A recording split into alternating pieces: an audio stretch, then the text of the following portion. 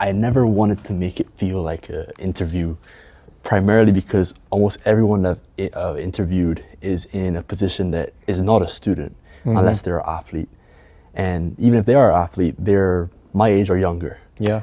And I don't think I'm in a position to really interview someone, being in the fact that I'm in a time of my life where I'm being interviewed for jobs and trying to convince and sell who I am to be in a position of where I want to be in a job. The conversation that I want to have with you is more of I want to get to know you in order to debunk and understand what it takes to be in the position that you are and the positions that you have been in. Now, I'm first going to start with listing at least 5 or 6 of the positions that you've been in. Okay. After I list them, I want you to tell me the first thing that comes to your mind. Okay. So, 5 top 4 national medals at Junior Olympics and competed for Wichita State in cross country.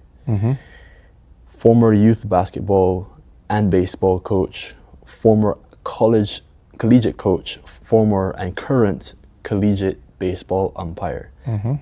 From those notes alone, have I done my research correctly?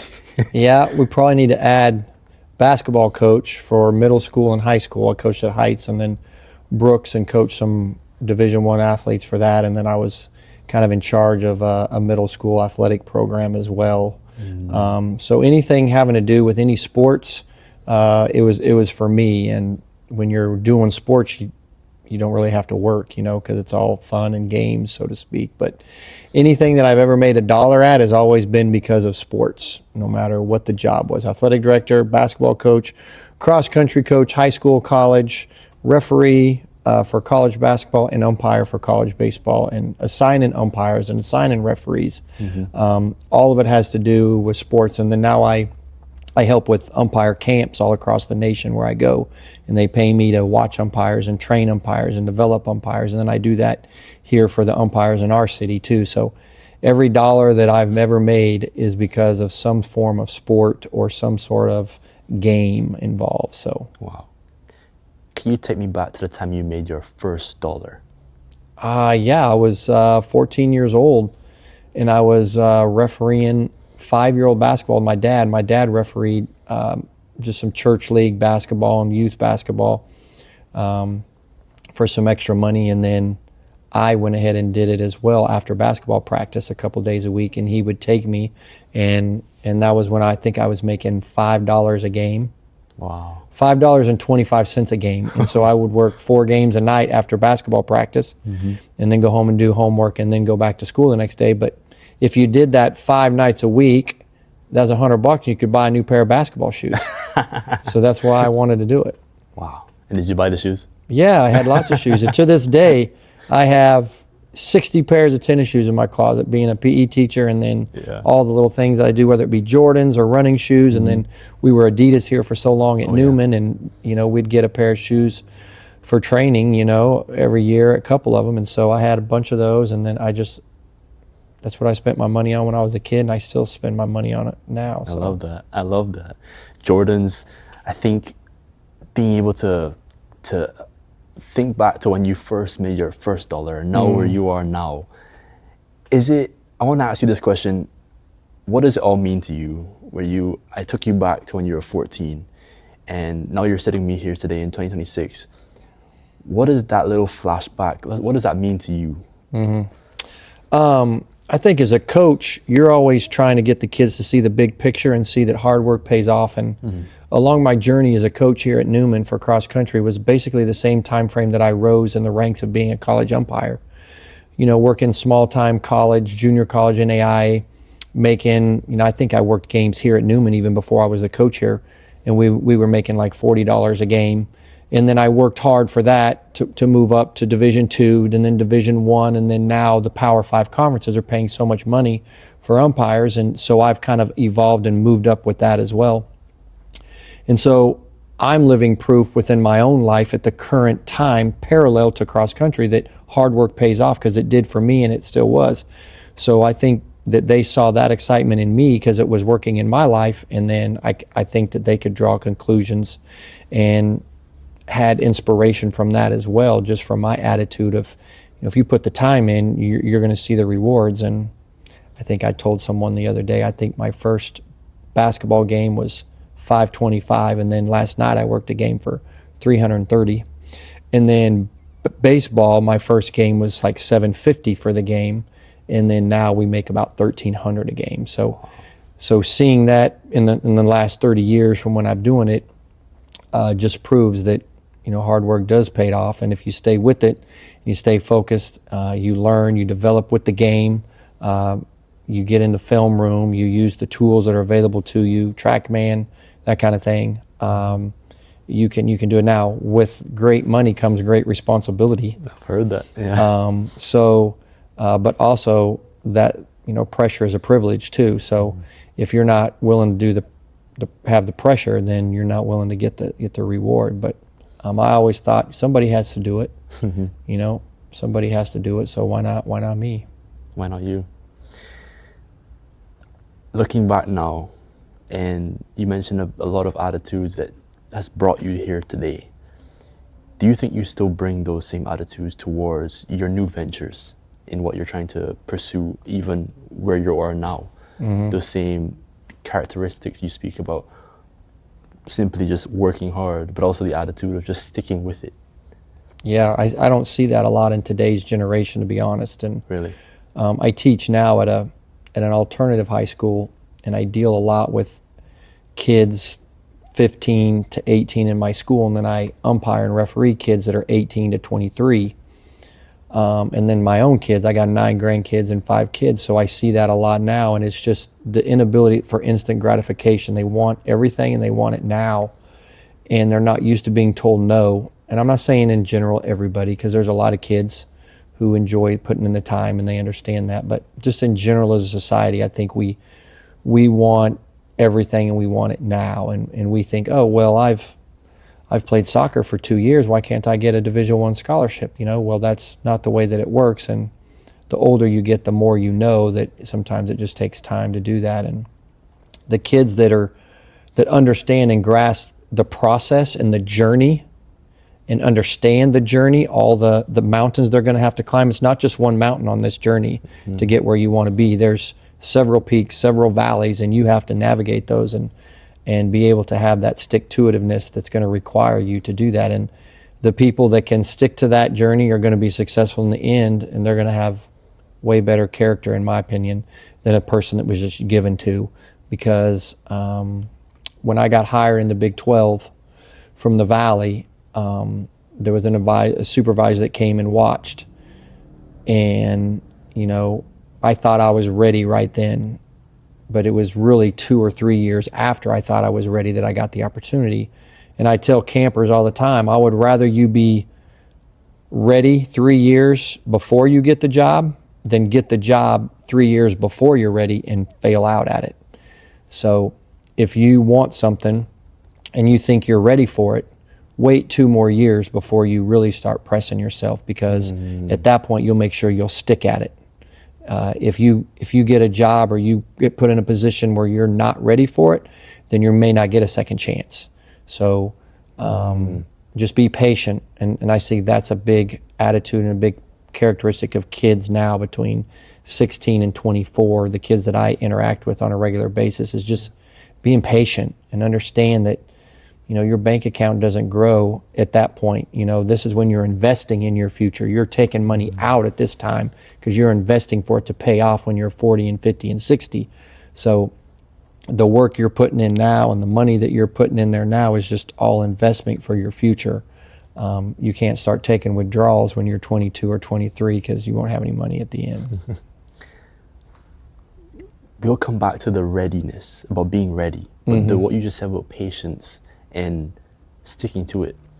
I had started this podcast with the idea of speaking with athletes, coaches, athletic directors, but I didn't understand and I didn't realize the title that I gave the show, and it's called The Commits. And when I thought about it, I just thought of you sign a player and you recruit a player and they come on and they're committed to your team. I didn't take a second to realize the title that I gave the show was a commitment.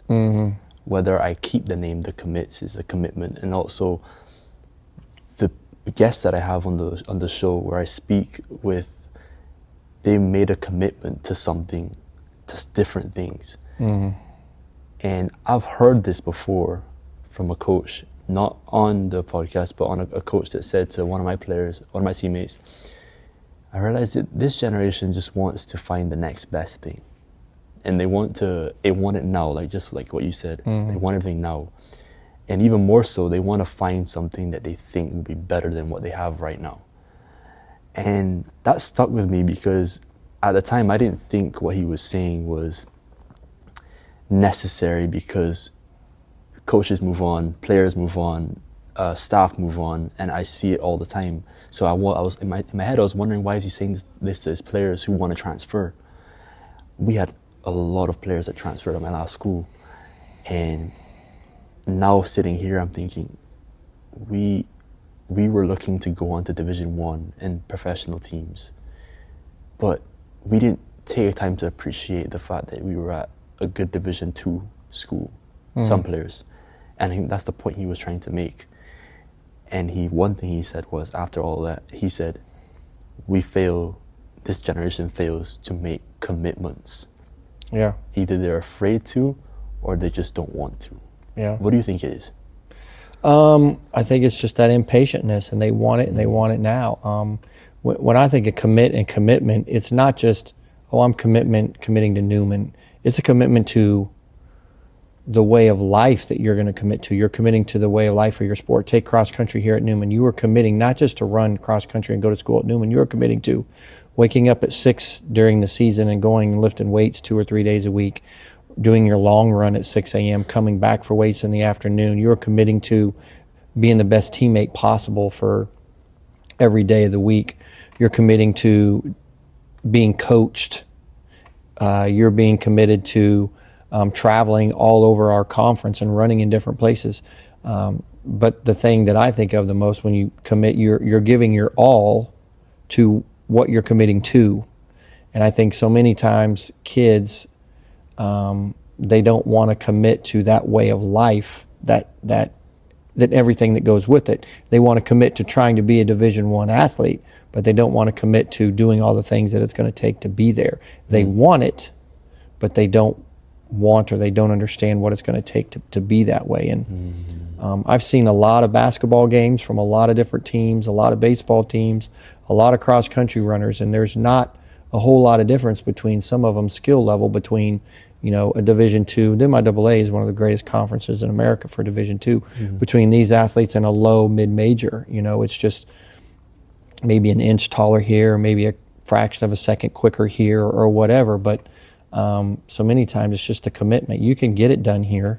We don't have the best facilities in the MIAA conference, but you can make do with what you got, and you can put the work in just like everybody else. But patience and committing to the process is the biggest thing for me, because the process we talked about the last little question, it was just, it's a journey, and you have to commit to that journey, understanding it's going to be up and down, and you have to be ready for that. And that's where I think kids leave if they don't get as much playing time as they want. But something I just thought about when we're here is kids want to be wanted.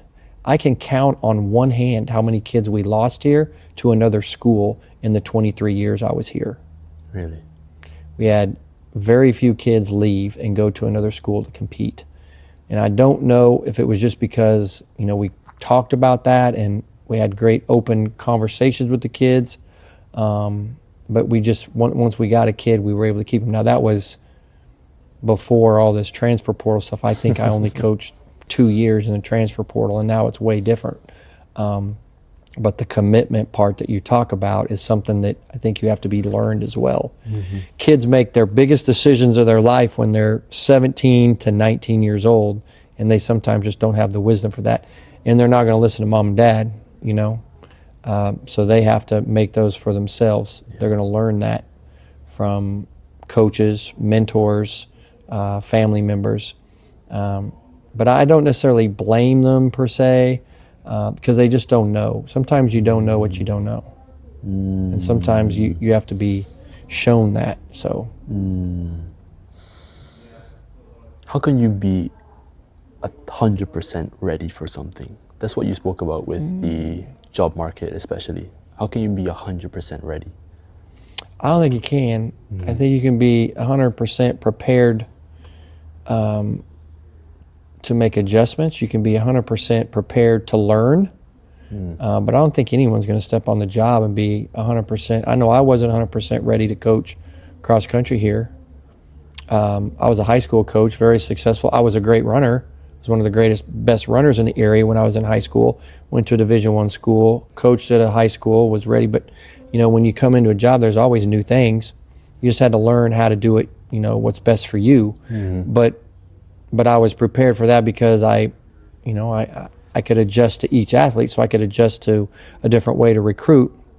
I was recruiting the kids in middle school when I was at the high school because we had a couple middle schools and getting them to come out. So now I just had to take that another step, and now I got to recruit them from different parts of Kansas and Oklahoma and wherever. But it's you can not be 100% ready but still be successful if you're prepared. If you're prepared to learn and you're prepared to do it quickly and you're flexible, and you just got to do whatever it takes to get the job done. We had so many rules and regulations. I remember when we started, we could only talk to kids one day a week, and then I had to use a time card or a calling card so I could call them. We weren't allowed to text them. I had to call them, and then I had to log the time because you only could call them one day a week, and you know, all those rules went out the window. But you learn the parameters of the job, just like any game. You learn the rules of the sport, and then you try to figure out the best way to win and the strategy to win. Like if we switched the rules in soccer and allowed offsides, how many new plays could you guys come up with? A bunch. So you're prepared to. And your prior knowledge in the game would help you prepare for that. So you can take your past experiences, bring them into where you're at now, make adjustments on the fly if you're willing to do that. Yeah. Speaking on what you said about being wanted, these players, the way that you recruited differed within the years of you coaching and recruiting. Players and kids want to be wanted. That's the trend right now, apparently, and that's what you're seeing. Let's look at it from the personnel, like the player itself. Why do you think it is changing? Why kids want to feel like they want to be welcomed more so than actually wanting to know what they're getting into? They want to feel like they want to be wanted. Why is that?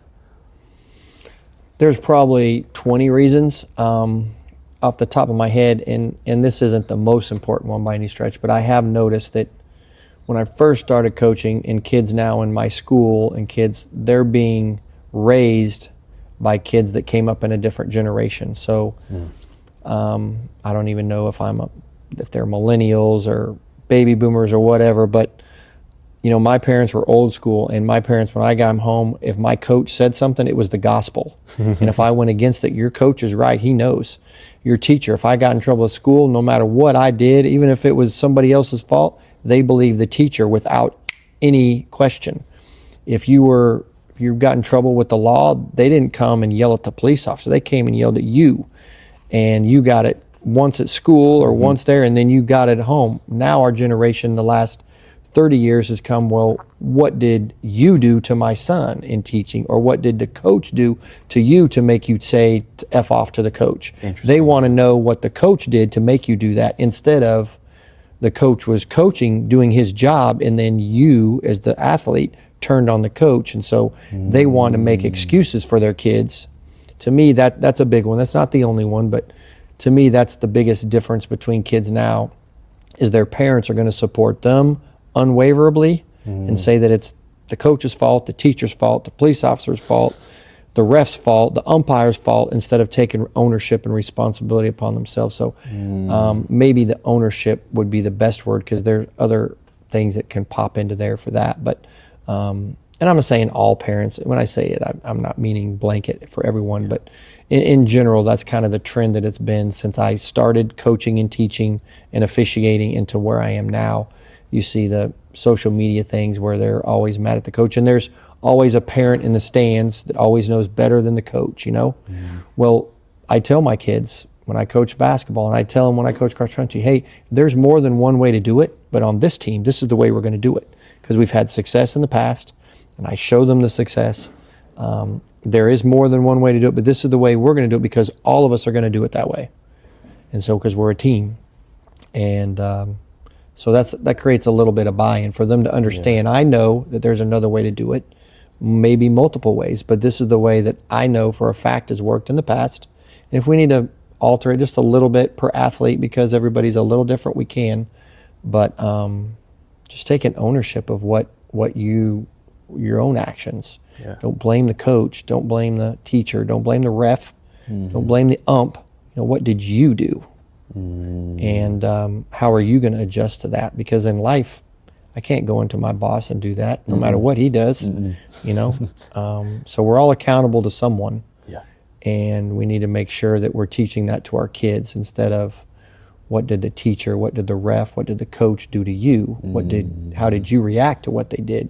Yeah. Because no matter what I do or say doesn't justify the ends of what you're doing. I was in charge of West Urban for years, 22, 23 years. I signed every umpire at that Levin Park ball diamond for years, and then high school baseball too. And coaches would always come over, and we had a coach throw a ball at an umpire. We had a coach push an umpire, knock his hat off his head. And it was always how they started it was, well, he called my kid out for this, that, and the other. He did this. And I'm like, well, none of that matters. Well, all that matters is how you responded. He could have made the worst call ever. Yeah. He very well could have been cheating even, but that doesn't justify you physically assaulting someone. Yeah. So we got to start taking ownership of that, not just in sports, but in just society. Yeah. So I'm glad you ended it there on that note with ownership, accountability, and making it seem as though you are wrong even though you may be right. Because if I said to you, or I said to myself that I am right, but in reality I'm wrong, but if I said to myself, well, I'm going to think that everything I do must be done my way, and everything that I accomplish or create is the right way of doing things. But if I said to myself, well, other people have different way of doing things, different perspectives, then I can look at through the lens of I can be wrong. I don't always have to be right. I need to be accountable for when I'm wrong. My friend has said to me one time that her sister said to me that said to her that she needs to be more accountable. And this is a friend of my sister's. She needs to be more accountable. She's blaming everything on something else besides herself. And I said to my sister, well, maybe she is right. I looked and she gave me examples. She told me a whole story. She told me her side of the story of her friends. And I said, well, maybe she's wrong. And my sister defended her. That's her friend. She defends her friend. And I look at it and I'm, well, what if you just told her that she's wrong? And she told me, well, then I'm not supporting her. But she's wrong, but you're just supporting her. And I said, well, what if, I lose the friendship? I said, well, then I guess you're not really friends. From that story and other stories of listening to, kids my age, adults my age and kids younger than me, it seems like what you're saying is not just current. It's become more of I don't want to use this word, but epidemic of lack of accountability. An epidemic of lack of accountability. I wanted to ask you this question, as you mentioned parents and different generations.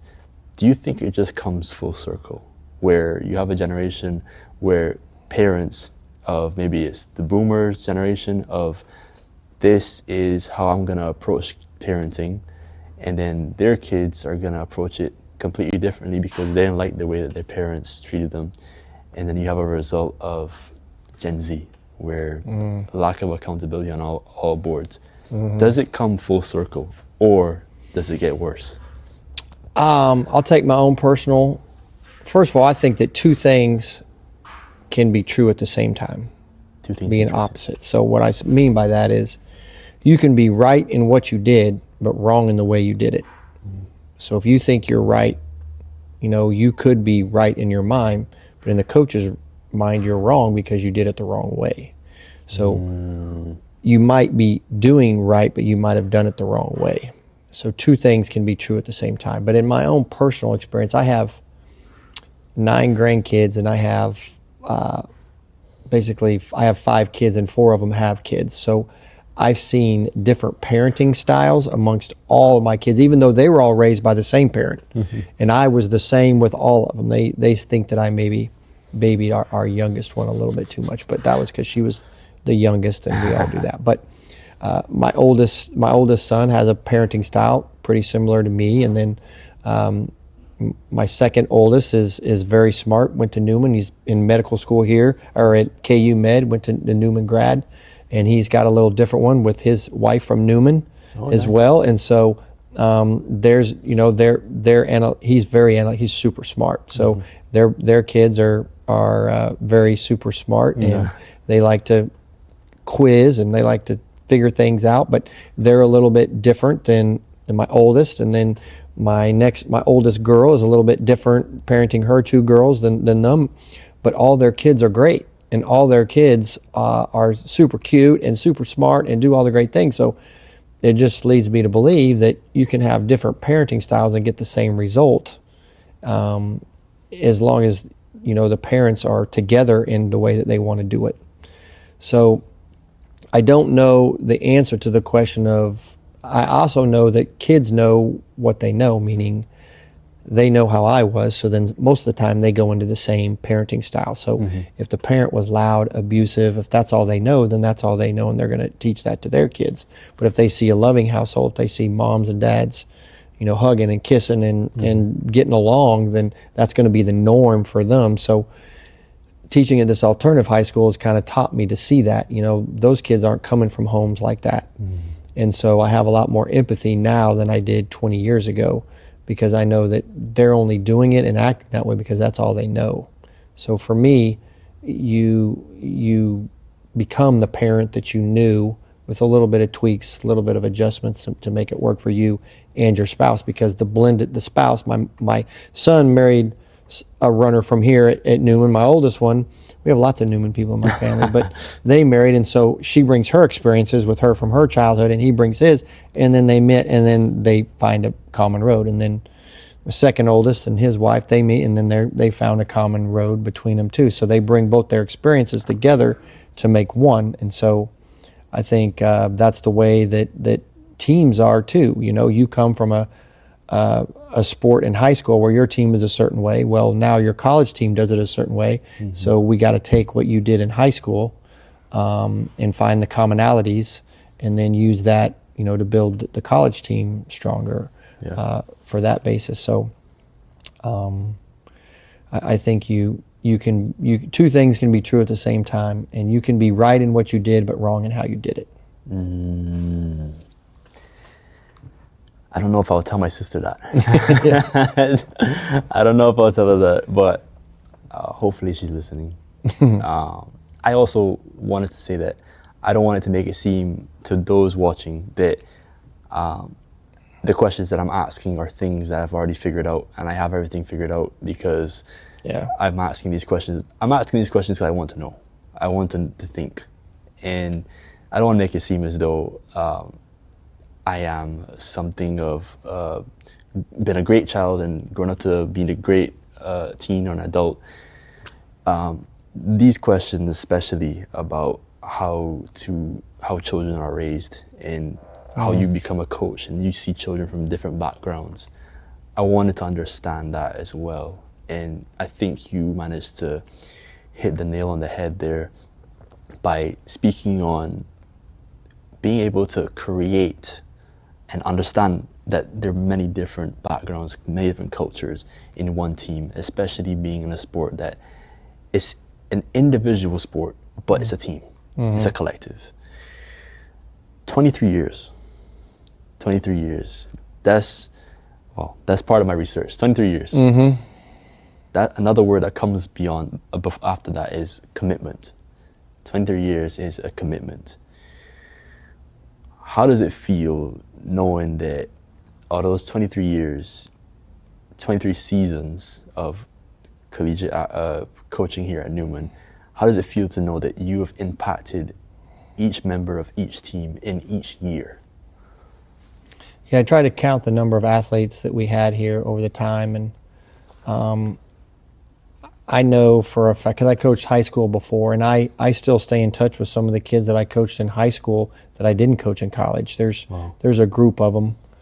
And then each year I kind of have, every 3 or 4 years group here at Newman, I have different people that I still stay in contact with and get text messages from and Facebook pages from and stuff. But I don't know that I just saw it as a job and a responsibility. Like, when you sign up to coach college, you understand that you're going to have an effect on them. You understand that they're going to take everything that you do and all your actions as an example and as a person that they're going to look up to, and you just want that to be a positive one. And I think over the years, I know that I evolved as a coach through learning from them as well. And after the first 5 years, I was like, nope, it's this way, it's this way, it's this way. Mm-hmm. And then once you get some confidence as a coach and you have some success, then you have more buy-in. You know, when you say, hey, we won a conference championship our fourth year in existence when we were in AI. So, you know, I had the proof in the pudding. So then I could go recruit the kids like, hey, we've won a conference championship. So I obviously know what I'm doing, right? Yeah. Well, maybe. But then you had some confidence recruiting them, and then you were more open to listening to them and adjusting for the needs that they need, and changing weight, adding weights here, taking things away here, adding long runs, increasing your miles, shortening your rest for certain things. Or I used to never run on days before the meets. Well, now we did some research and found out, you know, you need a little shakeout before and some runs. So I listened to them and followed the new trends and evolved with it, because it takes a long time. No one that coached in 2001 would be coaching the same way they did in 2024 when they were done. No matter what sport, no matter what college, you just had to evolve. And I have great relationships and keep in touch with so many of the kids that did it. And to be honest, I think that's what's kept me young, you know, like kept me in the know with all the sayings and all the trends. And some of me is old school, will never change. But I didn't enjoy the recruiting, all transparency. I didn't mind getting to know the kids, but I hated, you know, telling them that some other place was bad and this place was good, because I really only knew the kid for maybe 6 months and maybe talked to them 10 times. So I don't know what was best for them. I just let them know what we had to offer, and it worked out for us pretty good for 23 years. I think I think we had a very good success rate here and did some things that I'm very proud of still to this day. But you know, it's not just me. I mean, we had some support here from some athletic directors and assistant athletic directors and support people that helped along the way elevate our program. So, but it was fun, and some great memories with them kids. I get text messages and Facebook friends and stuff, and so it's just like a second part of me, just the cross country kids, and then my own kids. So it's just part of my life, and it always will be. Just stay in touch with those kids, and especially at life events, weddings. Yeah. We had so many early on here. We had like tons of couples get married. Like, I've heard. Like I've had at least 9 different couples who have met on teams that I've coached, and then ended up getting married. Wow. So I've gone to all their weddings. Wow. And stay in touch, and I even was able to have a dance with one of them on their wedding day. So that's cool experience too. So that's cool. I was just about to say the amount of, like I said, the amount of like impact you've had on each team, not just in cross country. You've been at Newman for more than 2 decades, and we both know the school is a smaller school. Everyone knows each other by their first name. one thing that stands out to me when you say away from the track, away from running, you manage to go to weddings and events that are involved with the athlete on a personal level. And one thing that I'll say, a quote by Coach Tony Dungy, I hope I'm pronouncing that correctly. Yeah. NFL safety coach. He said, "You don't coach to win championships. You coach to build men and women who can win at life." I want to know how that resonates with you. You sent me that a couple of days ago, and I read it. And Tony Dungy was the first African American coach to coach in the Super Bowl, and he's on NBC's Sunday Night Football. And anytime he's on there, he's just a great Christian man, and a lot of people resonate to him. And I think that his power was an example. You know, his athletes all knew that he was living that same life. And so for me, and this is no secret, at Newman, we're not winning many championships. Not for lack of effort, not for lack of desire, but it's just in the conference that we're in, it's very difficult and there's challenges. But where we can find little things is we can have our small successes and hey, our goal this year is to make it in the top half or make the conference tournament or surpass the win total from last year. We can have these successes and it would be still a success for the season. So I knew early on, you know, we were trying to win conference championships in the Heartland and even way back when we were in the NAI conferences. But the big picture also is I told the kids I made $55 running cross country in my life because I won one road race and won $55 after college. I'm like, none of you guys are going to make $1 in this sport after you're done because none of y'all are faster than me or we're faster than me. So none of you guys are going to make any money at this afterwards. So you're going to use cross country here at Newman to get a great education. You're going to make some lifelong friends. They're going to be in your weddings, and you're going to learn some life lessons. You're going to be ready to go make money out in the real world because you're going to have dedication, commitment. You're going to be able to work with a team, and you're going to be able to be goal oriented and have, you know, the big picture in mind because that's what we do as a team. And so I knew very early on that was our you know, way to recruit kids is to let them know you're not going to turn pro. So you need to start preparing for the real world and use the lessons from cross country here to carry you on and prepare you for that. And I think we've had 7 or 8 doctors and quite a few nurses and people in all walks of life and in all different areas for work afterwards. But, you know, a lot of doctors, a lot of nurses, because that's kind of the strength here. But those people are very dedicated. You know, you don't become a doctor for not studying or for not having dedication. I think a lot of those skills carried over into cross country pretty well and helped. So, wow. I mean, I hope that resonated with them well. You know, you tell them the reality of the slim margins of them going on to make it pro, especially like what we talked about with accountability and the athletes wanting to be wanted. Also, what comes with that with this generation, apparently, I'm not speaking against this generation, I'm a part of it. Yeah. Is that we don't like also, like what you said, don't like to be told no. We also don't like to be told what we're terrible at. Yeah. We like to be told what we're good at. And they're not realistic either. There you go. And being realistic, you can tell a player or tell someone, be realistic with your goals. But what does that really mean? Does that mean take a step back from what you're trying to do, or does that mean reevaluate and look at the bigger picture? What does it mean to you? Reevaluate. You got to reevaluate every day, every practice, everything is what's realistic for you, you know? And how can you get better today? How many people are drafted in the NBA draft? 64 every year? You got to be one of the 64 best players in any one given year to go play in the NBA. That's not happening. And it's the same for all sports.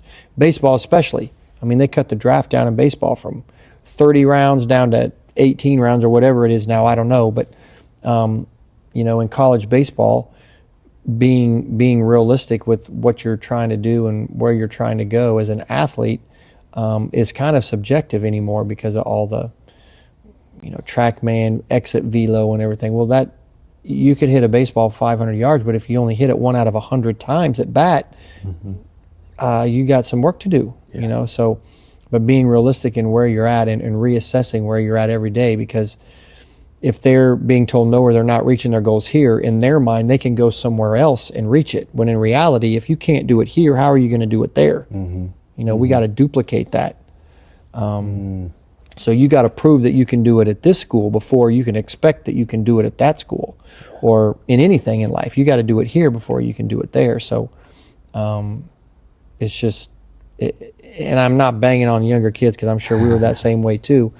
But you have to be realistic in your expectations. But we, as a society, we don't want to tell you, well, you can't be this or you can't do that. Well, in reality, you probably can't. And someone needs to tell that person who loves them along the way, here's what we need to focus on for you. And let's get to here and then reevaluate and see if we think we can get to there. Because if your goal is to do X, you have to do A, B, C, D, E, F, G, H, I, J, K, L, M, N, O, P, Q, R before you get there. Yes. So comes into just, what we want to hear versus what we need to hear, That's exactly what that's what I need to hear. I think that it's a case where I'm sitting here in front of 2 cameras and I'm learning from everyone that sits in front of me.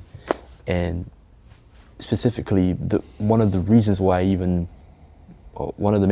even asked some guests to come on is just from not getting to speak with them, because before that we haven't spoken in person before meeting today. I just went off of what I tried to research. And now that I'm understanding the character that you have and you embody to be able to perform these many positions, the one position that I'm interested in because of the difficulty I heard about what it takes to not just get there, but also continue to take on this position, is being an umpire. And we spoke about it already briefly in different of our conversations already. But being an umpire, now being an umpire, referee, official, whatever it is that is in control of a game, a sport, your worst games are remembered the most. In sports, as an athlete, you can remember your best runs are what people remember you from most, your accomplishments. People can also argue that your worst are also what people remember you for most. Yeah. But also, from the umpire's point of view, that best game doesn't exist. Yeah. Your worst game exists. Yeah. How does that? What do you think about that? Being an umpire is like a field goal kicker. Everyone expects you to make it, and then when you miss it, you're the GOAT. So if you watch American football, nobody cares about the kicker until they miss a field goal. But being an umpire has taught me a lot, and it's a very tough job. You're trying to measure a 3-inch ball from 60 feet 6 inches being thrown anywhere from 85 to 95 miles an hour to tracking it all the way over a 12-inch plate while there's a batter and a catcher in front of you. And you have to do all this with people yelling at you and it being 100 degrees or 30 degrees. So, but just like anything, repetition, I have no idea even how many pitches I've seen in my life. I've been doing it since I was 14 years old, and I'm 52 now. So, it's just a lot of pitches, a lot of years, a lot of things. And then the management part of it. Now I feel like I've got, and it's black and white too in baseball. He's either out or he's safe. It's either a ball or a strike. And there's quantitative things you can measure with that. There's instant slow-mo. Is the ball in his glove yet, or is the foot on the base yet? There's a box they put up on TV. Did the ball go through the box or did it not go through the box? It's very absolute black and white. You think of other sports, football or soccer. Did he hold him? Maybe, yeah. Did he knock him down, or did he fall on his own? Or was it an intentional handball or not? Or was it a block or a charge in basketball, which is hard to do? Is he leaning a little bit? Maybe, yeah. And then they review it and they look and it could have been either way. But in baseball, it's 9 times out of 10, it's black and white. And so I think that's the thing that puts us more at scrutiny than maybe some other sports, but I also think like baseball umpires are the best because it is either right or wrong. It's a ball or a strike. He's out or he's safe. There's no wiggle room. Yeah. So, and then you kind of get to where most of those are correct, and you add replay, and so you even get better because you're like, okay, well, I remember this play, and so now I'm looking for this, and now you're getting most of those right. So accuracy in college, Division I, Big 12, Big 10, baseball, we're probably pretty close in balls and strikes to about 93, 92%. Last year, I think I averaged 94.3%. Wow. They have reports at the end of every game they send us for TrackMan.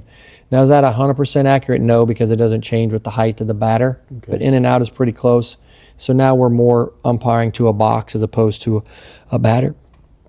And we can get pretty good at that. I've shot as high as 97.3 down to 91.2. So in the course of 20 games last year is kind of in between there for an average of right at 94, 95%, which is pretty good. But now you got to manage people and their emotions at the same time. So now you're trying to issue accountability to a coach or to a player who doesn't want to be accountable for their actions, all while you're doing it in front of 3,000, 6,000, College World Series, 26,000 people.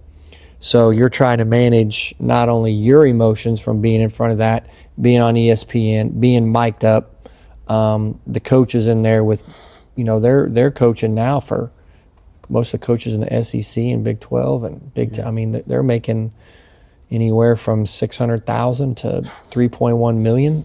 And, here I am, a school teacher. They make more in a month than I make in a year. And, my decisions are affecting them. So now you're managing those people and trying to keep your emotions under and theirs and manage the game. So, they give you lots of tools to do it, and you got lots of tools and tricks and trades, but, your personality is going to come through in the way you manage the game. And coaches kind of know after they've seen you a couple times how that is. But the best umpires are the people that, just are matter of fact and can do it without escalating the situation. You're always you want to bring a fire extinguisher to that conversation, not a can of gasoline. Yeah. So you're always trying to put out the fires. Your whole goal in any conversation with a coach is to make them walk back to the dugout and you to put the ball back in play, because then that means nobody's been ejected. Now, there's some occasions where you just have to. You have to draw a line at some point, because if you don't, there's a guy in the other dugout watching, and he's like, oh, well, he's going to let him do that, is he? So then they are. So you're trying to manage grown men who don't want to be managed. And so you're trying to hold kids and coaches accountable, but we're our own worst enemy, Umpires, because we want to be perfect because we're expected to be perfect, and then go from there. So if I shoot 94, 95 on a game, I'll take it, but then I'll go back and watch, and I'll be like, man, how did I miss that pitch? Or I knew that pitch was a ball right away, or whatever, and so we're always striving for that perfection. But I think that's what coaches appreciate too. They can pull up our scores and they say, oh, well, this guy's going to get 94% of them right whether I yell at him or not, so I might as well just let him work. And so in some standpoints, the TrackMan has helped the good umpires that have adjusted and that take it serious and study the film and watch the TrackMan scores and stuff, because they know what they're going to get, and so they just let you work, and they understand then you're going to miss 6 to 10 pitches a game, and we just hope that it's not with the bases loaded and 2 outs in the bottom of the ninth. Yeah. So staying focused, and just learning to manage all that stuff. But that didn't take me. That's where I'm at now. But that journey was long. Yeah. Very long. Over the course of 38 years. So I've learned a lot each year. Each year. Is it getting any easier? It's getting easier from a standpoint of working the plate, because you kind of know the standard. They've established it. They're not moving the goalpost, and you're just trying to perfect that. It's getting harder because of social media, and kids are seeing things on social media. For a long time, the only way it got out was if someone happened to have a video camera 10 years ago. Well, now everybody has a video camera on their phone. Yeah. So nothing you do on the field is ever going to be unnoticed or unrecorded. That's interesting. So you have to be ready. And everything you do away from the field, you can't walk into a bar and do something silly on a Saturday night when you're there Friday, Saturday, Sunday, because someone's going to know who you are and they're going to videotape you. Mm-hmm. So from that standpoint, it's gotten harder because you're more in the public light. But I don't know that's necessarily a bad thing. Why? It holds you accountable as a person. You know, you're not getting crazy and doing silly things that you shouldn't be doing or whatever. You're truly setting the example. Is it just being accountable, or is it from the lens of you're always watched even if you're doing the right thing? Yeah. But it's that good. That's what character is what you're doing when no one's watching you. Are you doing the right thing even though no one's watching you? Or what are you going to do if no one's watching you? So that was something my kids at Newman probably heard me say 100 times was, what are you doing when I'm not watching you? Are you stretching? Are you going to the training room an hour before practice like you're supposed to? Are you doing all these little things that I might not know that I've told you to do? So I can't watch you 24 hours a day. Some of it's up to you. Yeah. And so for baseball, it's gotten easier from the standpoint of I kind of know what to expect, and we've kind of been there, done that. So now I don't want to say the nerves are not there, because you still get nervous before, big games and, TV games, championship games, NCAA regional games, when a lot's on the line. In NCAA super regionals, I've now got to work 2 super regionals, and those are a whole different animal besides, elevate conference championship games, NCAA regional, and then you got super regional. There's only one more step after that, and I can only imagine the thoughts and the nerves. But if you're not nervous, then you don't care. The day that I'm not nervous means that I don't care. Yeah. And so I don't mind that being a little bit nervous, because as soon as they throw 3 or 4 pitches, it's just regular baseball after that. If that's the case, and you have still not just kids that don't take accountability, you have adults that don't take accountability as well, how do you make friends? You make friends with your fellow umpires because they can trust you. Mm-hmm. They know you're a good partner, and they know that you're a good person, and that's how you gain the trust from your partners. Those are the ones you want the trust from the most and the respect the most. And then your assigner will get that, the person that assigns you those games, the commissioner from the conference, because he'll see, how your partners treat you and how they react when they see you on the schedule, and he'll get feedback that way.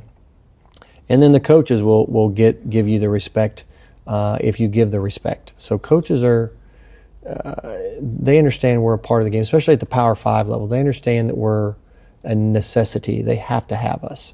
Yeah. So they learn to work with you. And as long as you're respect, they can respect, you know what, Coach, you might be right. I might have missed that one, but it's not because I don't like you. It's not because I don't like your team. It's just because, Coach, I just might have missed that one. Now, you can't use that 10 times a year to the coach, but you can use it once a year, and that'll gain a little bit of respect from them. And just, if they know what they're going to get, they're going to respect you too. And if, I see the same coaches year after year. I've been working in the Big 12 since 2009. And so I've seen all this. This is going on 17 years now. So they know what to expect, and they know how I'm going to react. But getting the respect and getting the when my partners see my name on the schedule, I don't want any of them to go, oh man, I got to work with Schepis. I don't want that. That, to me, that's the most important thing. If I never get to work the College World Series, I got enough friends in the game that know that I'm good enough to. It just didn't work out for whatever reason. I know that I'm capable, and my partners know what kind of umpire that I was, and some of the coaches that have been in the league a long time know what kind of umpire I am, and they, I've been selected to work 6 Big 12 tournaments and 4 Big 10 tournaments, so it's nice to get the respect from the assigner.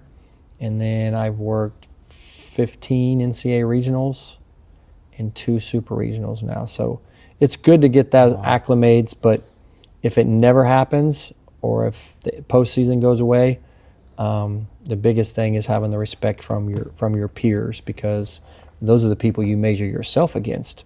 So why not allow them to measure you as well? Yeah.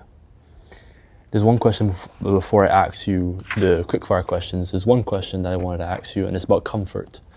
And usually coaches would say to their players, especially the players that are doing well temporarily or doing well at a certain period of time in their playing time, being comfortable. You want your athletes to be comfortable with what they're doing, their performances, their results, so that it continues. But being too comfortable is the problem, or becomes a problem. I want to flip it onto the perspective of a coach. Did you ever feel a sense of comfort or feeling of being irreplaceable in your term as a coach? And the reason why I said irreplaceable is because of the success you had previously. Mm-hmm. You ever felt like you could not be replaced? No, everyone's replaceable, just about every job. You can feel like the next person might not be able to replace you, but there is someone that can replace you. You know, there's always someone that can duplicate what you do on this earth at some point.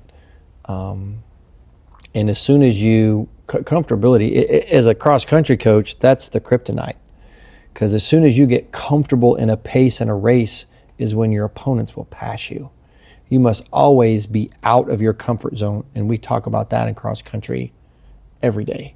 You have to be able to maintain in a race being uncomfortable. You have to practice being uncomfortable. So many times we don't, which is why in soccer, you don't do a drill half speed, because that's not the way you're going to do it in the game. So you must become comfortable doing the drill at full speed, because that's the speed you're going to do it in the game. Mm-hmm. So in cross country, as soon as our kids would regain comfortable, and I could always tell that, you know, their shoulders are back and they're dropped their shoulders and they're just kind of back on their haunches and they're just kind of, I can tell. So if you're comfortable at the pace you're at, you're not pushing yourself. So we need to practice being comfortable. And you have to practice that in coaching too. You can't just coach the same way all the time. You have to do things that you might not be comfortable with sometimes just to push the envelope. Not crazy like, but you have to be willing to try some things that are the new trends or whatever, because your athletes are seeing them. They're reading about them. They're seeing them on TikTok. They want a coach that's cutting edge or whatever. But comfortability in sports, I think, is the kryptonite, because once you become comfortable where you're at, people are going to be passing you by all the time. And I used to tell our kids, like, you guys only want to run. It's raining, I know, it's cold out. And Dallas Baptist was our big nemesis when we were in the Heartland Conference. We won 3 conference championships, and they were always the second place team. And so I would say, okay, today you guys aren't feeling it. You guys are kind of messing around at stretching. You're not taking it serious. It's kind of cold. Maybe we should cut out early. And I'll go, just a minute. Let me call Coach Phillips down at DBU and see if they're willing to take today off too. You know, like, hey, Coach, we're not going to practice today. Do you guys mind not practicing today? Because we don't want you guys to pass us up. Mm-hmm. So as soon as you understand that there's always someone out there working harder than you to get what you have, or working harder than you to get what you want, then you can get more out of that comfort zone. And in sports, if you're comfortable, someone's passing you, because they're not going to be. There's always someone who's willing to do that. And you're replaceable. I was replaceable. You're replaceable at your position. If you got hurt, someone would come in and replace you. It might take them a while to get up to speed or whatever, but we're all replaceable. Yeah. So I like being replaceable. We're going to go into the quick fire questions, and I'm going to ask you one final question to wrap up everything all into one. The first quick fire question is, what's one athlete in particular that you'll never forget, and why? I saw that one too. There's probably 25, but the one, just because of, it was Ruby Torres from here in Wichita, Newman. She lives in Great Bend, and just because the time in her life that she was here, there was so much going on, and I felt like a connection. But there's literally 25 that I could have named. But she was the athlete who I got to dance the father-daughter dance at her wedding with, and made a little speech about her pulling the fire alarm here at Newman and getting in trouble. And like I said, there's probably 15 girls on that list and probably 12 to 15 boys as well, which, by the way, coaching men and women cross country are totally two different animals. You have to coach this group so much different than this group. Which one? You coach the men way different than you coach the women, and you coach the women way different than the men, and that's a whole different podcast. But as soon as I figured that out, then we start having success on both levels. And it was when my daughters got older, because then I started realizing, hey, because I got to live the experience for 24 hours. But Ruby, just because she went through her citizenship with us, and her mom I felt close with, talked with a lot, and she's very successful now, has kids, and was married, and all the kids, like I said, I could have named off 25 of them, but there's certain kids. And then there was a boy named Nick Abbott that I coached in high school for 4 years, and then 5 years in college. So I got to coach him for 9 years, because I was in that transition when I came. So those are a couple but there's so many that I still stay in contact with, but probably her, just because that helped me realize how big of an impact that I do have on the kids, because my actions, sometimes they're needing a father figure, sometimes they're needing just a coach to listen, sometimes they're needing an advocate to go fight for them with a professor, or with anyone in life. Sometimes they just need a cheerleader, and once I can figure that out, then I know I can be a positive attribute for them, or a person in their corner. I like that. As an umpire, have you ever been pressured to make a call differently based off of the crowd's reaction? No way. Never? You sure? Positive. Because at the end of the day, that's integrity. And if I don't have integrity on the baseball field, I will get fired. In no way consciously have I ever done anything just, I don't want them to yell, because I would rather be right. That's the only thing that you have as an umpire, is you want to be right. And there was a signer for basketball named John Blazek, who's in charge of the NCAA Division II now. He asked the coaches when he first got the job who they wanted, who their top 5 officials were. Boom, they wrote them down. And he says, now I want you to write down your top 5 you would rather have on the road. So when a coach says he wants this person on a game on the road, that's telling you that you have enough credibility in your game as an official, as an umpire, that they want you there for the big games on the road, because they know that you're not going to be influenced and you're going to give them a fair shake. And so that's what I've always tried to be, is I want the visiting team to think they're getting just as good a shake as the home team. Now I've seen pressure get to people at certain times and miss things because they speed up their timing, but timing is the main thing for baseball. Is you just have to have the right timing for your calls. Ball hits the glove, 1,001, then you make your call. So, but there is nothing in my mind that I can ever think of to say that. Now there's calls in basketball. A team's getting beat by 20 points and there's 4 minutes left and the guy might have barely touched him. Well, you know what? Let's give that team a call there, because they're down 20. Let's not give this coach any reason. It's called killing the losing team with kindness. I'm not going to make up the foul, but I'm not going to pass on one just because it might be marginal. So, and that's kind of a fine line as well for basketball and baseball. But, in an unwritten rule in baseball is on 3-0, with 3 balls, no strikes, if the ball comes in and if it's anywhere close to being a strike, we used to always just call it a strike because that was the unwritten rule, and you gave that team 1 strike or whatever. But now with TrackMan, you really can't do that now. But no, I've worked Wichita State and Oklahoma State when there's 8,000 people in the stands. I was a former athlete at Wichita State, and they're all booing me. They all know my name, because you have friends and family coming to the games out there. And at the end of the day, I want the coach in the other dugout to know that I am not going to be swayed by that. I might have missed the call, but it ain't because anyone was yelling at me. I can assure you of that, and they know that too. So integrity is the only thing you have as a sports official, and once that's broken, you can never get it back. You work your whole career to get that integrity and to have that accountability that coaches know that you have, and with one mishap, you could ruin all of that if you're not careful. I'm going to come back to that word integrity right before we finish. I don't want to forget it. There's one thing I want to ask you. What's harder to coach, a star athlete with an ego or a quiet kid but has raw potential?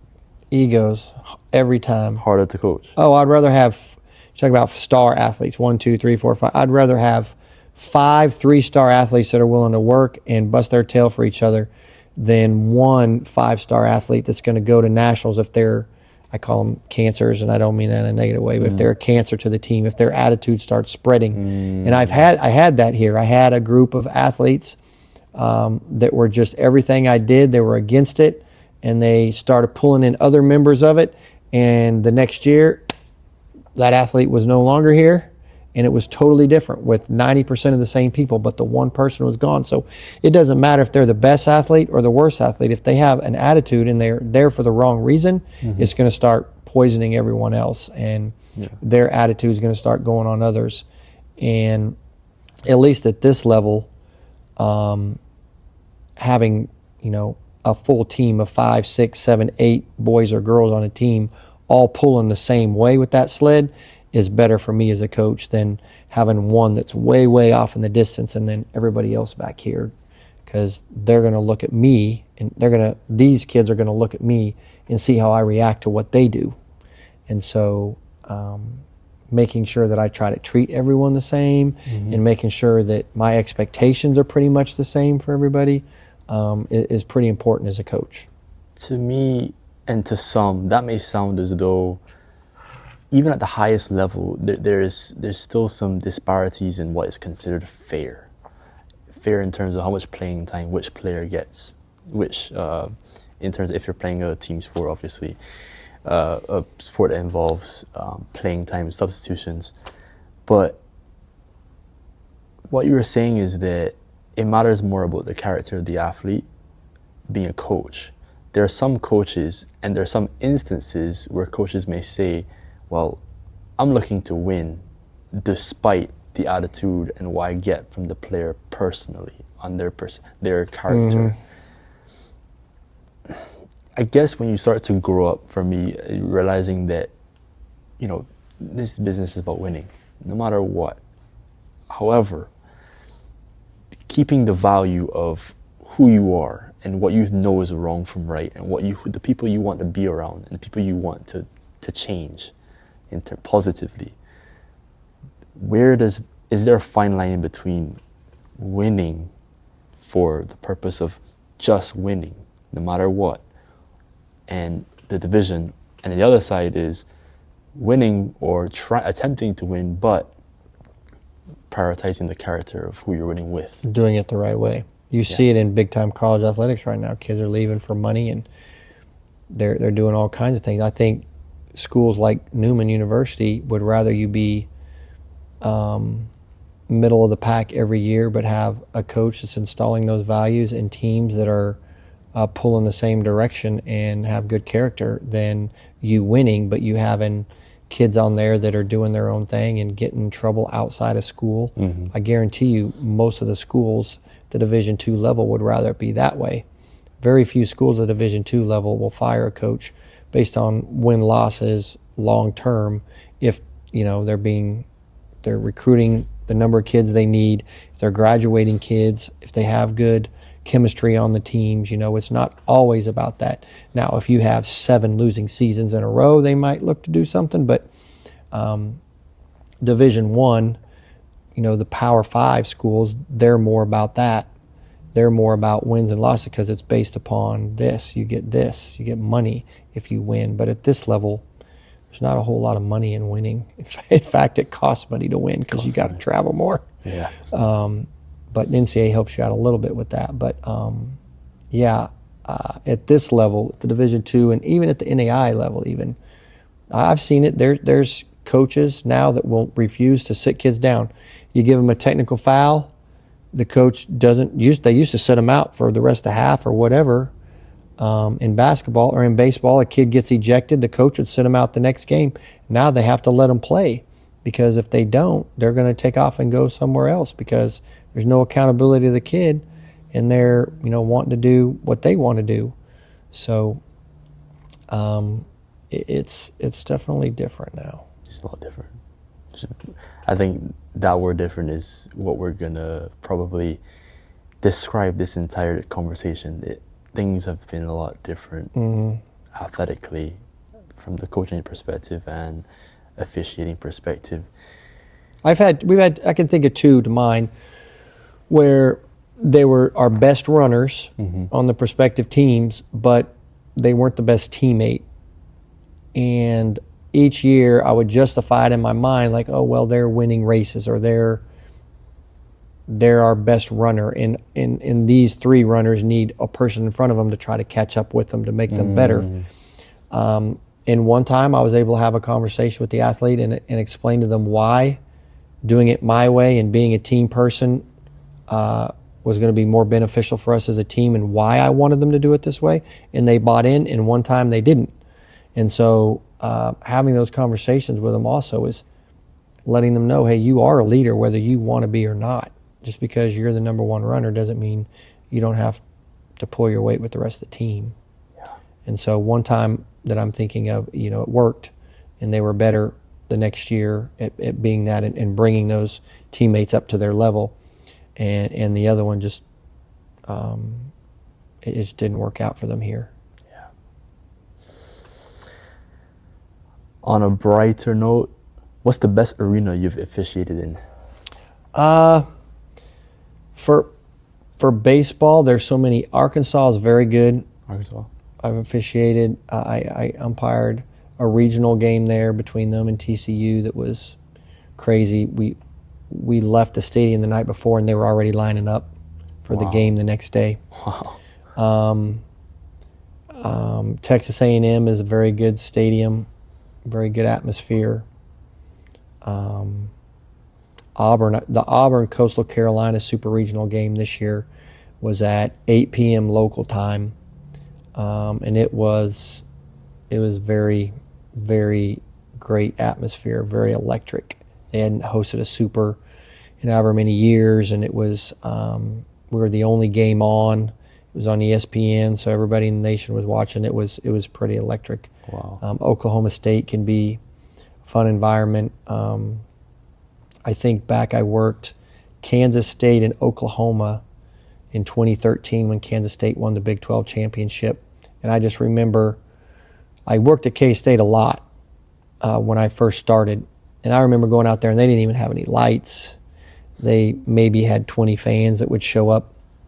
And then I remember walking out for that game, and they were literally standing 3 or 4 or 5 people deep along the fence all the way around, and every seat was packed. And I just remember the roar of the crowd, every hit, every run, every pitch. It was very intense because they knew that if they won that game, they won the Big 12 championship. And OU had to win all 3 games in order to tie them, and they were able to win in extra innings on a pass ball.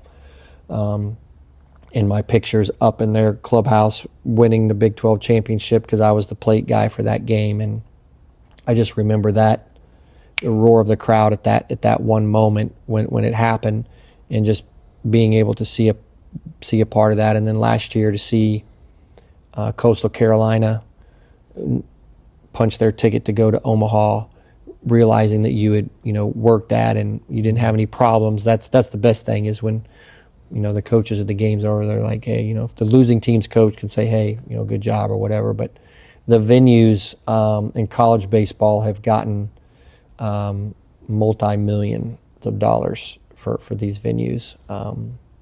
Ole Miss is a super fun place to work. If you ever get to watch TikToks about Ole Miss baseball, the cheers and the chants and the beer showers on home runs are amazing. The box at LSU is amazing. There's so many great atmospheres in college baseball. on Tuesdays when it's 40 degrees out there might not be, very many people. Yeah. But in postseason or when they're playing their big rival opponents, it can all be exciting. And in that moment when the ball hits the glove with 2 strikes and the crowd's all waiting for your call, and it's ball hits the glove, and then half a second later you're calling strike 3, and then you hear the reaction of the crowd to what you called, is just, it's a rush. It's not a bad rush. It's not a good rush. It's not something that I fiend for, but it's just a cool moment in a game when, like maybe the tying runs on third and the home team's ahead or the visiting team or whatever, and your call, he paints it on the outside corner, it's a strike, and you call strike 3, and then the crowd reacts to your call. It's a pretty big rush. Wow. Have you ever made a call that wasn't the right call or wasn't the best call that kept you up at night? Yeah, we all have those. Back before replay, Can you think of one? Before instant replay, you could have calls and you don't want it to affect the team. But there was one that cost me, and it wasn't necessarily a call. It was a situation. I was umpiring the plate, Wichita State in Bradley, and I was pretty new to the Valley. It was maybe my 3rd or 4th year. And there was a Bradley was pitching, Wichita State was hitting. And for whatever reason, I lost track of the count. Mm-hmm. I thought it was a 2-1 count, and it was really a 1-2 count. There was a bunch of pickoff plays, and there was a foul ball. And so in my mind and on the scoreboard, it was 2-1. Well, the next pitch came in, and the kid swung and missed. So then I had it 2-2, and the Bradley team contended that it should have been strike 3. And so, we got together. I talked to the catcher. We went through the pitch sequence. The coach came out with his little thing, and the crew chief came down, and we talked it through.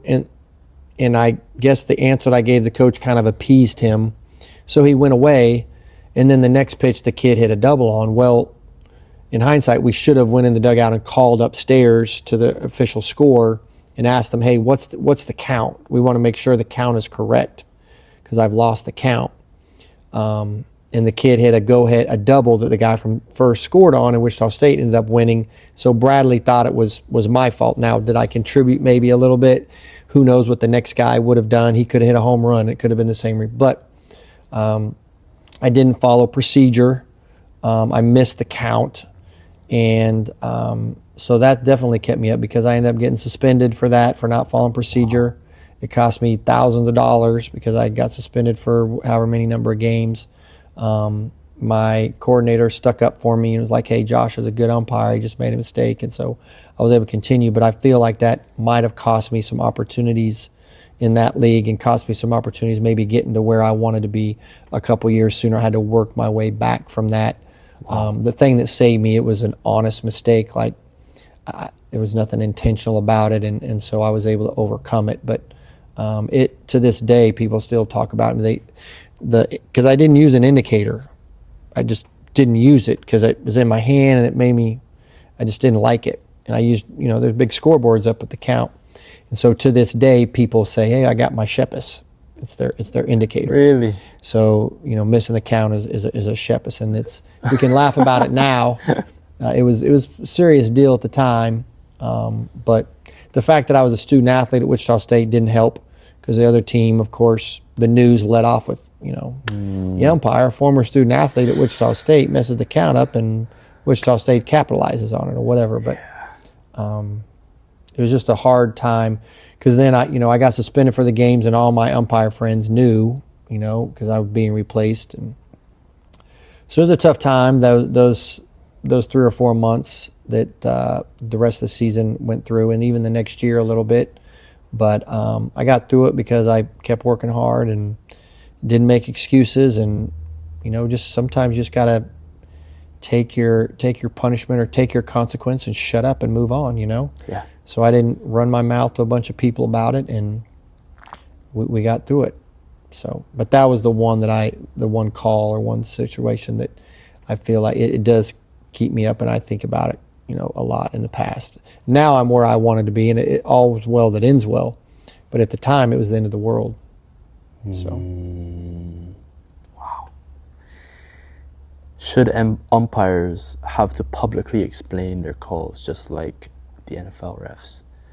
Man, I am the biggest Denver Bronco fan in the world, and sometimes I argue that these officials in the NFL, they need to start using what they have to them. They have to start using replay more to fix things for them, because there's too many billions of dollars. I don't think that officials should have to stand up there. That's not part of it. And umpires, that we have a pool reporter that they can go in and ask questions about. But in umpiring, it's so much different than in football, because it's black and white most of the time. Yeah. It's out or safe, but pass interference is subjective. Holding is subjective. But the things that aren't subjective, like, did he grab his face mask? They can fix that. Why not try to use the technology we have to fix that? They've added a bunch of those stuff, but I think that if we start doing that, it's going to be more and more difficult. And at the end of the day, we don't want people showing up to these officials' houses and doing crazy things. Do we want them to be held accountable? Yes, and I believe the NFL 100% holds them accountable. You can't do things and get away with it. So we just have to trust that the teams in the NFL, in any sport, in the college baseball, you have to trust that the overseeing places are holding these officials accountable, because they are. Because I know it. If we miss a call, we have to answer for it. They send in film. I have to justify why I did what I did. We have to submit reports anytime we eject a player. We have to show that we've gave them a warning. We have to write down the circumstances, what it was, exactly what they said, and what it was. And if I suspend them, I got to have proof. And it's all on video. We've already talked about. So I'm held accountable. They're held accountable. We have to just trust that the NFL is holding them accountable. Trust that Major League Baseball is. I have friends in Major League Baseball, and 100% were being held accountable. Just because you don't know the accountability piece doesn't mean they weren't being held accountable. And there's some crazy fans out there. I had a buddy from here in Wichita that worked the College World Series that FBI had to come pull him out of a restaurant and talk to him, because there's some threats made from some fans, from fan bases, and we all know to take our social media down during baseball season and stuff. I don't have a Facebook because of that, because it's easy for fans to do so. Trust me, those coaches, those leagues, for whatever sport, they're holding the officials accountable. You might not know what it is, or know what the punishment is, or know what the consequence is, but they are, and we are. We're holding ourselves accountable more than you think as well. That leads me to what I was going to, the word integrity. And it's a conversation that we could sit here and talk for days about it, but AI. And we talked about accountability, how times are different, and we also talked about integrity. Understanding that in school you have AI versus AI, you have academic integrity, AI versus artificial intelligence. Many people talk about the first job to be replaced, and we talked about it being irreplaceable, is being a referee or umpire with regards to AI. And when I sit here and think about it, I realize how unpredictable any sport can be. I want to talk about, just very briefly, about the idea of integrity, but more so on how AI could, what does it look like for sports in regards to officiating? I don't know that there's any room. I don't know that it can be introduced. I don't know that it can learn the situations, because it's never played. It's never watched from a fan standpoint. It's never. I don't know that you can get AI to go balls and strikes. You can get it to where you set the laser up, the track man does it, but to my knowledge, we don't adjust it up and down yet in college. In the pros, they do. So we could use AI or computers to do strike zones, but how do you teach a computer to judge on whether or not a batter that swings at a pitch that's leaning out over the plate, if he affects the throw of the catcher to the second baseman or not on a steal play? How do you teach a computer to see that and to judge whether or not he hindered or altered the throw, which is what the rule book says? Did he hinder or alter the throw of the catcher to make a play on the runner? You can't teach that. That's something you have to see and react to. You could show it 150 ones that it is, and you could show it 150 calls that it's not, but they couldn't tell the difference, you know. That you can't teach them whether or not a batter or a runner was obstructed with running to second base. You can use video replay to tell if he touched the base. You can use video replay to see if he left the base early, but you can't use AI to do some of those more subjective calls, especially in football and basketball. You can't teach it. You can go watch the play and then judge it based upon slow motion replay, but those are the trained human eyes watching that after they've already seen it once live. We're always better the second time. We're always better on replay. But I don't know that it will ever come in. If I was a betting man, if I was allowed to do that, I would bet that you'll see it replay come in more and more, but you don't think the NFL has the technology to put 2 chips in the side of either ball and then tell to help it spot the ball? Why are they being so reluctant on that? Because they're not sure that it'll work. Yeah. And there's still some human element to it. To determine, coaches and catchers.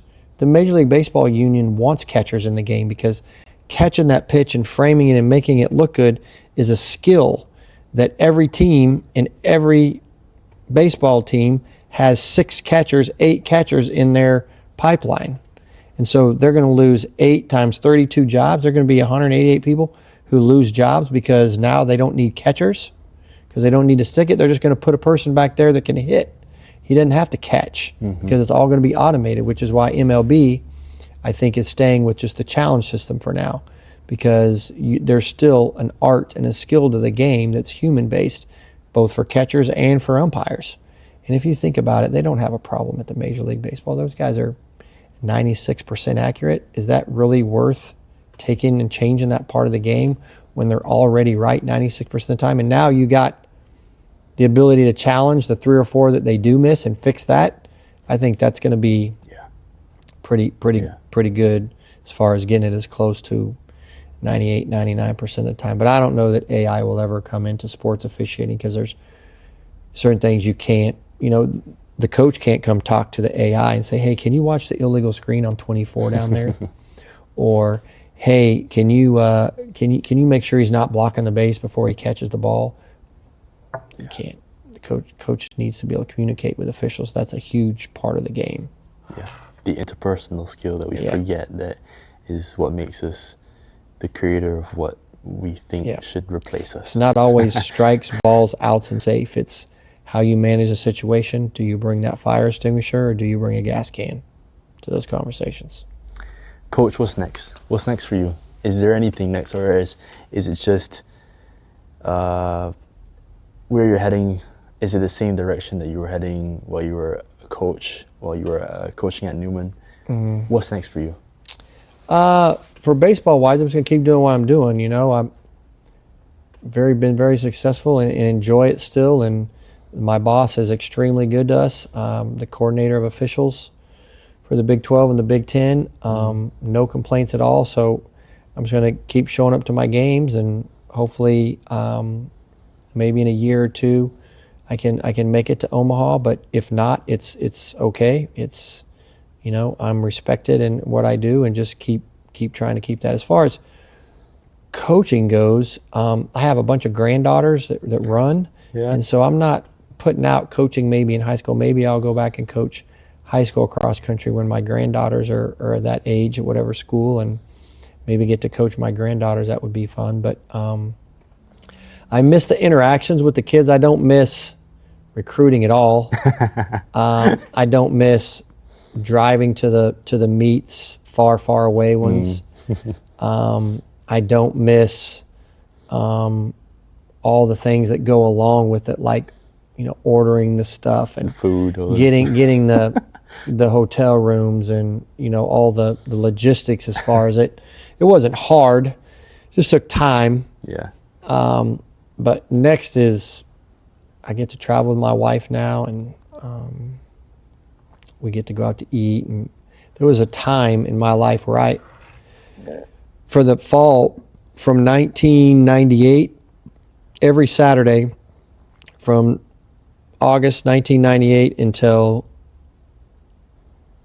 November of 2023, I was at a cross-country meet every Saturday in the fall, either recruiting or coaching or watching my kids run cross-country, because they all ran cross-country too, my personal kids. So it was just one of those things that I had Saturdays open to go to some college football games or to hang out and do stuff with my wife and maybe go watch the grandkids play something or do something. So it's just a fun time to be able to go watch and be a fan of my grandkids now, and spend some more time with my wife doing some things that we kind of had to put off because of coaching, just the time that it took. Yeah. Time is all we have, And I'm glad I had the time to record with you, and I was always excited when I created these questions, to be able to sit here for the first time and ask questions and learn from you. And this has been a pleasure, honestly. Yeah. It's great. That's all I have for you. All right. Thank you. Appreciate you. Thank you. You too.